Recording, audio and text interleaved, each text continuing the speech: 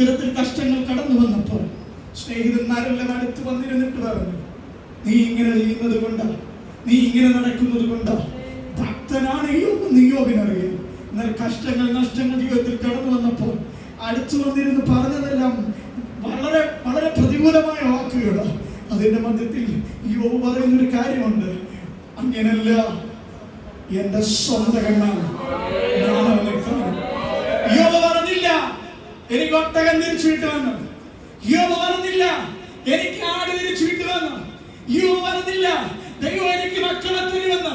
യോബിന് ഒരൊറ്റ ഉറപ്പുണ്ടായിരുന്നു, ഇതെല്ലാം നഷ്ടമായാലും അങ്ങനല്ല, എന്റെ സ്വന്തം കണ്ണുകൊണ്ട് ഞാൻ അവനെ കാണും.